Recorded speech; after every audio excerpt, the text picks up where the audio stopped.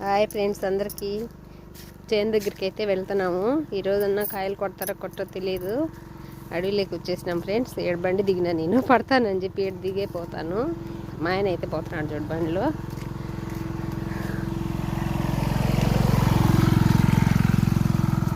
కాయలు కొడతారో కొట్టరో ఒక్క ఈ పిల్లలన్నా కోద్దామని వచ్చినాం ఫ్రెండ్స్.